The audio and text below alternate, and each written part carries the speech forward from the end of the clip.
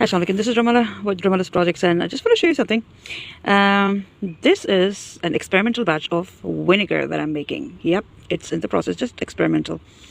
And I've got some red grapes here, which are immersed in sugar water since about a week now. They've been fermenting. They let off some really delicious smells, which attracted some bugs.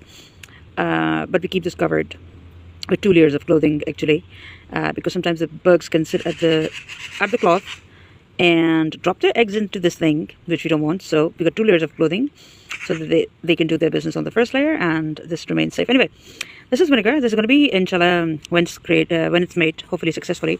I don't know what stage is it at right now. Probably in the process of turning into alcohol or something. It first turned into grape juice, red grape juice, really healthy, very nice, zesty aromas and vibe coming from it.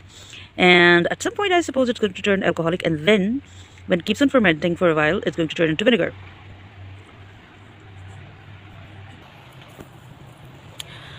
And so what are we going to do with this vinegar? You see, I have a few objectives behind this. First of all, organic vinegar is healthy, and I've been looking for fruit vinegars for a while, starting with apple cider vinegar, and then of course graduating onto things like grape vinegar, red grape vinegar, which is extremely healthy. Don't mind the traffic noises in the background. We are very near the highway, and I just want you to look into this forest just for the views, just for the vibes. The other thing about organic vinegar, there are certain reasons why I want to get into this thing and start this thing going. I tried to get other people to do it, but they wouldn't do it for me or with me, because it just wouldn't do it. And you'll understand why a minute or so into this, a minute or so later. So we want fruit vinegar for health. We want this as one of the products that we can create out of the fruits and other produce, especially of the mountain communities that I live in. Here we go. Take a look at the mountains, yeah? The third thing, of course, is that it becomes a mini source of mini income for mountain communities and people. The fourth thing is, and hello, I've spotted some mushrooms. Wow, by the cow dung too.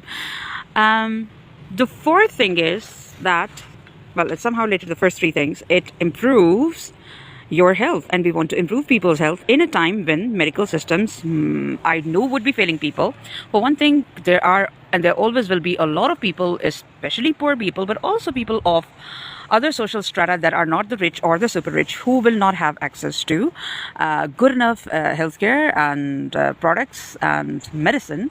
And even if they have access to medicine, the medicine doesn't entirely heal. Yep, the medicine doesn't entirely heal them. And so back to the marigolds, away from the sound of the traffic a little bit. And yeah, the other reason, okay, I don't know if I'm reason number 4 or 5 right now, but yeah, it gives people a mini source of mini income. Another reason is that vinegar actually warms up your body quite well. It detoxes it, it cleanses it, helps people, especially in the mountain communities that we are at. I don't know if they would be interested in the vinegar or not. At least I am for my health. So I'll speak for myself now and not for other people, because I don't want to speak at or for them. Vinegar helps you at this high altitude that we live at and in this cold to remain warm. And as many of you would know, or at least some of you would know, that typically at such high altitudes, even in Himalayan and Karakoram communities, including even the so-called Muslim communities, which are supposed to be not into consuming alcohol personally for our bodies. I mean, we can consume alcohol as a cleaning substance or whatever, but not consume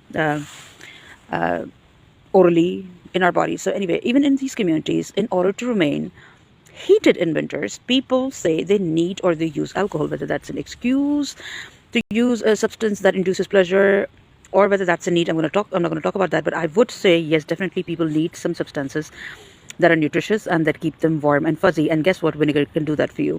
I actually make herbal teas, and I add vinegar, apple cider vinegar or apricot vinegar to it, or even cherry vinegar. And it's delicious. It's delicious. It gives you this warm kick. It gives you a cleansing and refreshing feeling.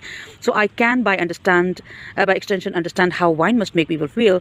I've never tasted wine, but I can understand. I can understand, since vinegar is a close relative of wine, just a further maturation of wine and wine and fermented juices, alcoholic fermented juices. I can understand what it must mean. The other next reason is a bit religious or spiritual to me, since I would want to avoid alcohol. But I'm curious about the fact that in the Quran, it doesn't outright say that alcohol is forbidden or haram. It says alcohol has several benefits, but because its harms outweigh its benefits, it is forbidden to you as a substance to be consumed personally, that to be eaten basically as an edible substance. So I'm paraphrasing the line. I mean, it basically says it's forbidden to you. I'm curious about the fact that the scriptures took the time to say that alcohol has some benefits. So what's the deal? I think on the one hand, the scriptures have hinted that it has some industrial uses and benefits. I'm not talking about consumption yet, of edibility yet. I'm just talking about industrial applications of alcohol. So it's not like outright forbidden. You can use it. And then there are a lot of forbidden things which can be used industrially. And of course, there are lots of things which are absolutely not edible, but are absolutely used industrially and otherwise. So why this little hint? I do think there are possibly some medical applications of alcohol, and though I would still want to avoid it. But anyway, so there are some fatwas. Fatwas are religious, basically jurisprudential edicts that or judgments which basically give a judgment about a matter. And according to some of these fatwas, some of these judgments, alcohol is allowed as part of homeopathic medicine, for instance, and as tinctures that are useful for your health. And hold on, I'm going to show you a little tree elf here. Yeah, that's my kid playing in the forest. Yep.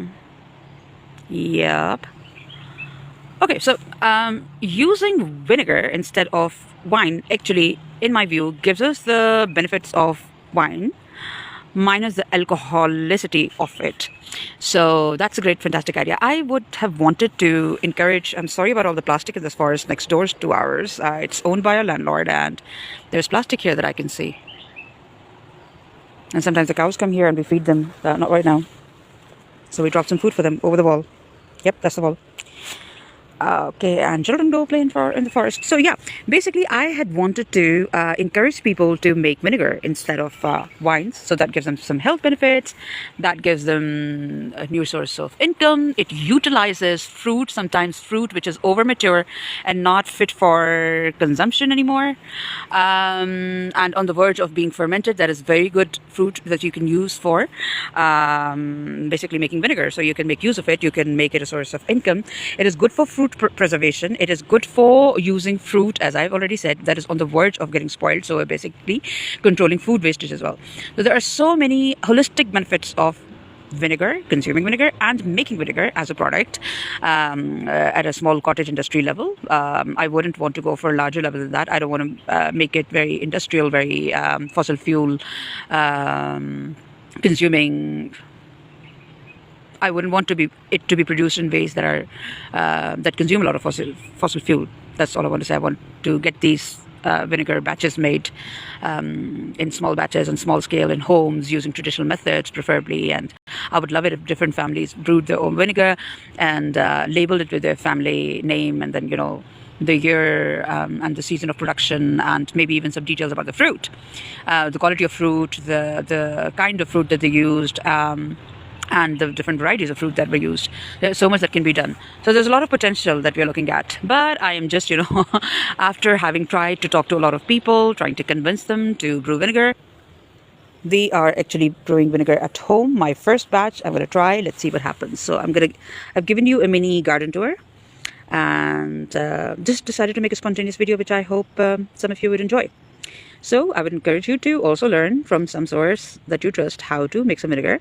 Start trying at home, see if you can make it, and maybe once you've made it, at least use it yourself.